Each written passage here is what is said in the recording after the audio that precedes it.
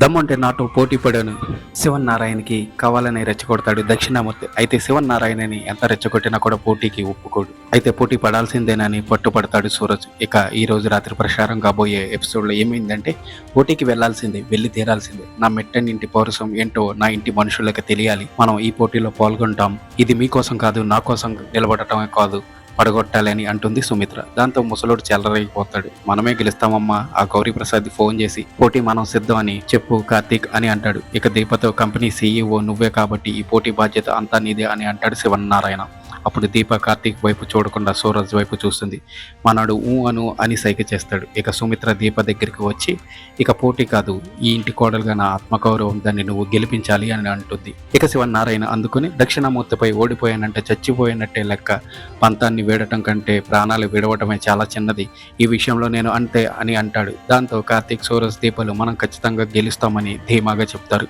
ఈ విషయం దక్షిణామూర్తి తెలుసుకొని శివనారాయణకి పోటీకి దిగాడమ్మా అంటూ మాలినితో చెప్తారు. వాడిపై ఓడిపోతే మళ్ళీ తల ఎత్తుకోలేనమ్మా, శివనారాయణ మాటల మనిషి కాదు, చేతల మనిషి. వాడికి గొడవలు, గోలలు, పోటీలు అంటే అస్సలు నచ్చదు, అన్నింటికి దూరంగానే ఉంటాడు అని అంటాడు దక్షిణామూర్తి.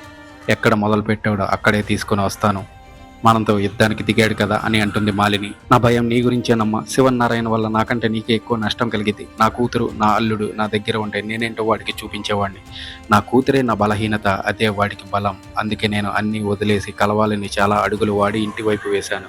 వెళ్ళిన ప్రతిసారి అవమానం తప్ప ఆప్యాయత కనిపించలేదు అని ఎమోషనల్ అవుతాడు దక్షిణామూర్తి.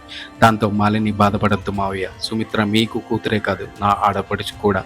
మీరు మీ కూతురి ఇంట్లో అడుగు పెట్టాలని ఎదురు చూస్తున్నారు, నేను అంతగా ఎదురు చూస్తున్నా అని అంటుంది మాలిని. ఆ శివనారాయణ ఉండగా అది జరగని పని, నా కూతుర్ని నాకు దూరం చేస్తూనే ఉన్నాడు అంటాడు. మనం గతాన్ని మార్చలేం, కానీ దాన్ని చూసే విధానాన్ని మార్చొచ్చు. సుమిత్రని ఈ ఇంటికి తీసుకుని వస్తానని నేను మీకు మాట ఇస్తున్నా.